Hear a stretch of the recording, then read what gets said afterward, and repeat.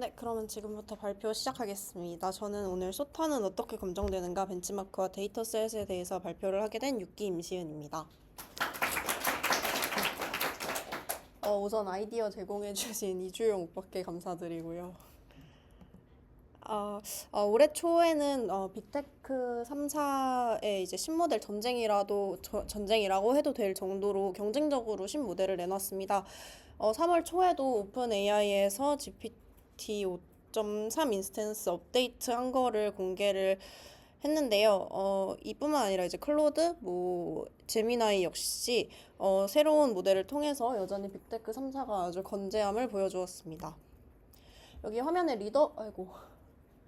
리더보드를 보시게 되면은 이렇게 쟁쟁한 모델들 이벤 위에 있는데 이게 안 보이실 것 같아서 클로드 있고 제미나이 있고 GPT 있고 그리고 GLM이라는 게 있더라고요.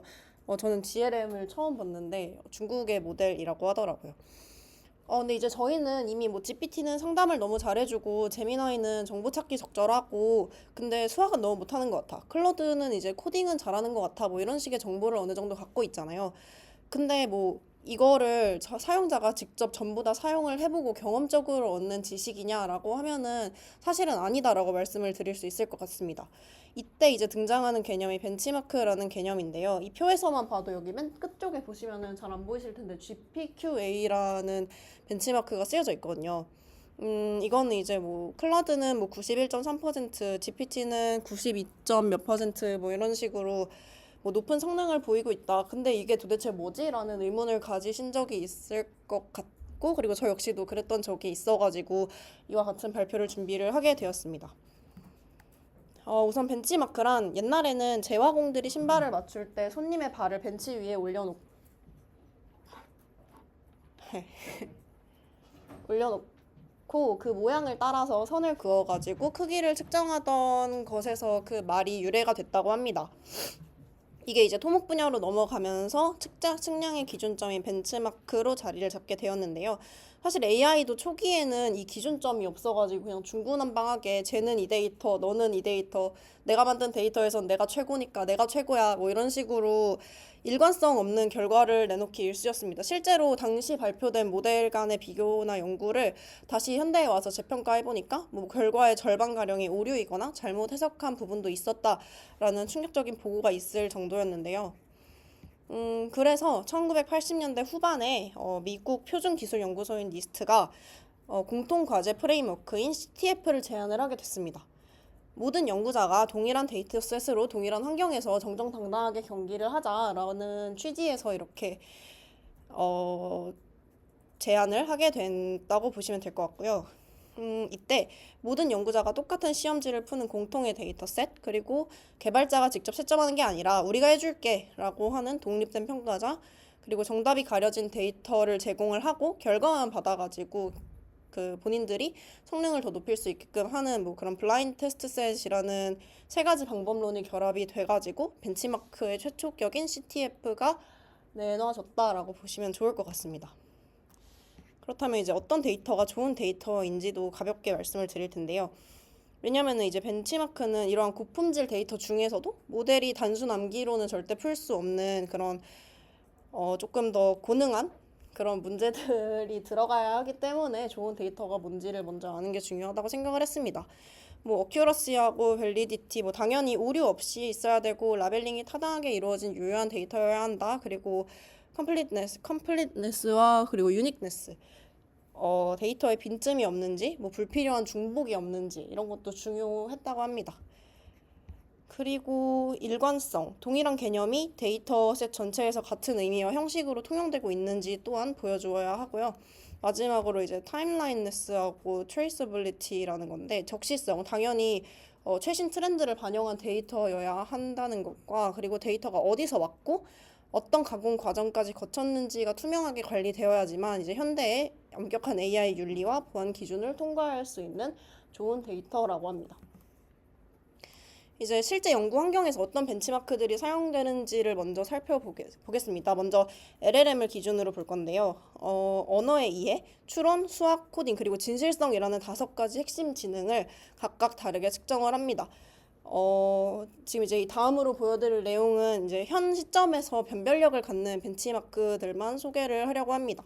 뭐 이제 왜냐면은 글루나 초창기에 주로 사용했던 거는 이제 현재로서는 그냥 다 100% 찍어가지고 별로 변별력을 가지지 않는 그런 벤치마크이기 때문에 제외를 하였습니다.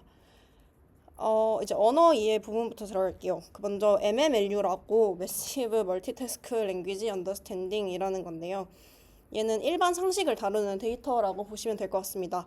인문학부터 뭐 의학 정도까지 그런 주제들을 다루고 있으며 현재는 그 MMLU 프로라고 조금 더 변별력을 높인 모델 벤치마크를 사용을 하고 있다고 합니다. 여기 옆에 보시면은 제미나이가 아직까지는 가장 높은 성능을 내고 있고 그 밑으로 GPT, 클러드가 따르고 있는 거를 확인을 하실 수가 있습니다.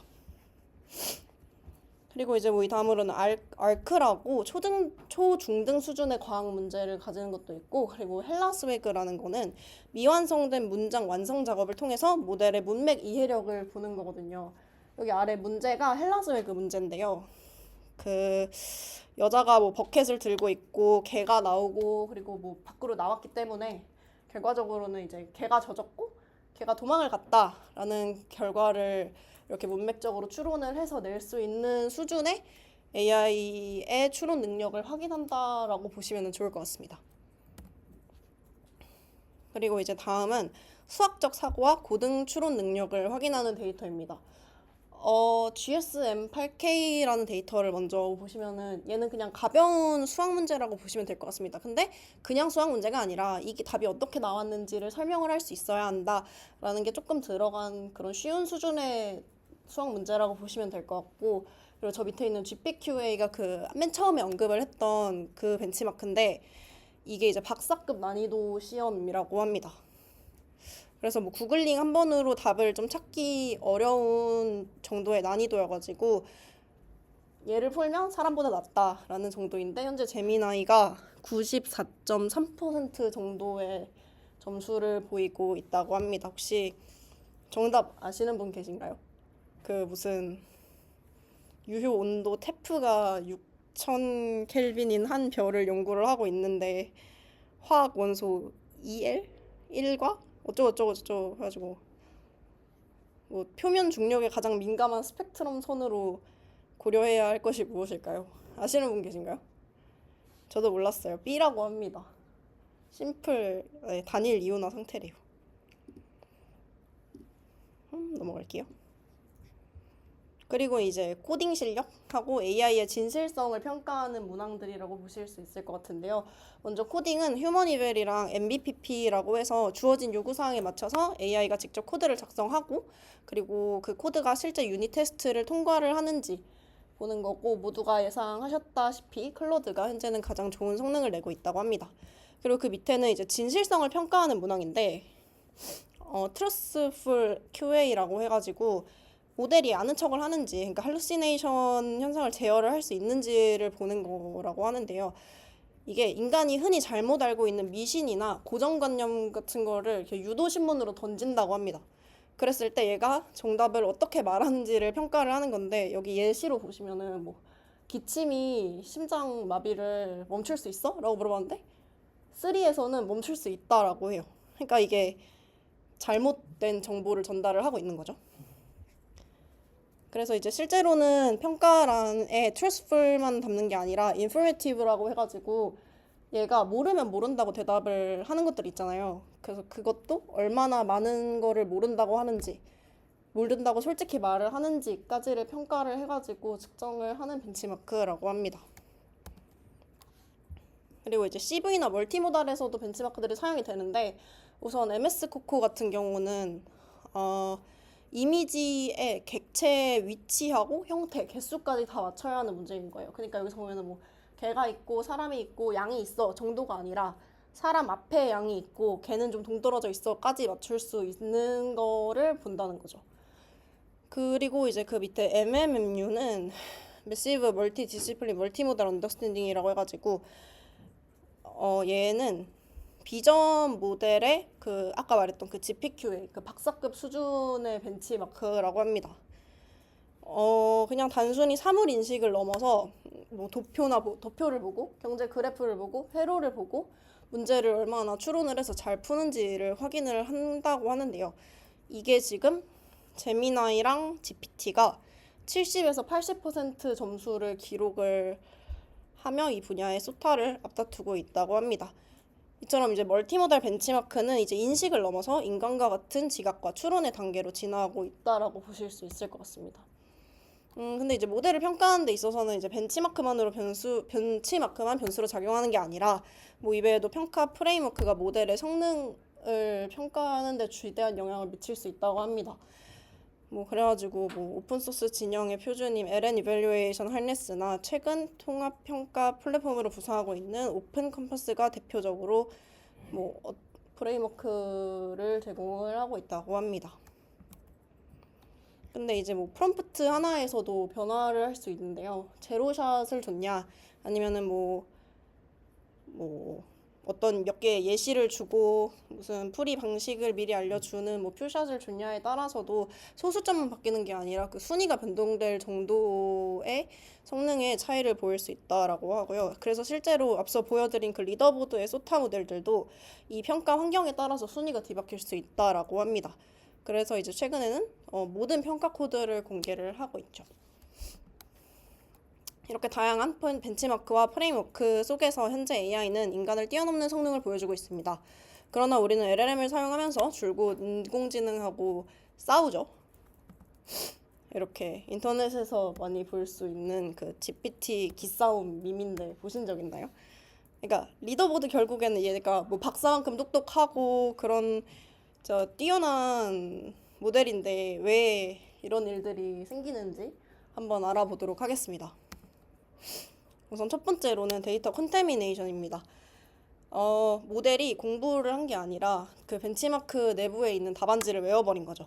인터넷에 이제 방대한 데이터를 그냥 무작위적으로 이렇게 학습을 하다 보니까 이렇게 유출된 벤치마크 시험 문제들이 그 학습된 데이터 속에 섞여 들어가서 어쩔 수 없이 그것까지 학습을 해서 그냥 암기한 걸 내놓는 거죠. 그리고 두 번째는 구다트의 법칙이라고 어떤 측정치가 목표가 되는 순간 이제 그게 더 이상 측정치가 아니다라는 말인데요. 이게 무슨 말이냐면은 개발자들이 벤치마크 점수 1점을 올리기 위해서 뭐 특정한 벤치마크에 막 과적합을 시키는 거죠. 그러면은 뭐 당연히 실제로 이제 범용적인 지능은 당연히 떨어지게 된다라고 보시면 될 것 같습니다. 그래서 이제 대안으로 LLM에서 졌지라고 해서 뭐 이제 제미나이나 GPT 같이 똑똑한 모델들이 다른 모델의 답변을 채점하는 방식이 나왔었는데 이것도 이제 당연히 그 LLM도 완벽하지 않으니까 이런 편향들이 발생할 수 있다라고 하고요. 그리고 두 번째가 이제 LM시스 챗봇 아레나라고 해서 LLM의 실제 대화 시나리오에서 그 동적 성능을 평가를 하는 건데 이거를 투표로 결정을 합니다. 그래서 직접 모델이 유저에게 얼마나 유용했는가를 결정을 하는 게 엘로 레이팅으로 이제 척도를 잡아서 그렇게 평가를 하는 거죠. 그러니까 이제 여기서는 모델이 컨닝을 할 수도 없고 꼼수를 부릴 수도 없는 게 대화를 하다가 유저가 좋아라고 하면은 그게 좋은 LLM으로 선택이 되는 거라서 여기서는 이제 뭐 꼼수를 부릴 수는 없게 되었다라고 보실 수 있는데 당연히 뭐 투표에 참여하는 대중에서 이제 샘플링 및 선택 편향이 일어날 수 있다는 거 그리고 뭐 이게 뭐 대중 어떤 사람이 선택했는지도 오픈되지 않았고 뭐 환경이 뭐 통계도 완전히 공개되지 않기 때문에 조작 의혹에서 자유롭지 못하다는 거 그리고 뭐 재현성의 공백 뭐 이런 문제들이 생길 수 있어서 얘도 아직 완벽하지는 않다고 합니다. 이제 우리는 단순히 성능이 숫자만 믿는 것을 넘어서려 하고 있습니다. 벤치마크는 이제 더 이상 고정된 시험지가 아니라 끊임없이 변하는 유저의 요구에 부응해야 하는 그런 역동적인 아레나로 변하고 있는 거죠. 이것이 우리가 모델을 바라볼 때 가져야 할 새로운 패러다임이라고 합니다. 네, 이상 발표는 마치겠고 혹시 질문 있으시면 질문 받겠습니다. 없으면 이만 발표를 마치도록 하겠습니다. 감사합니다.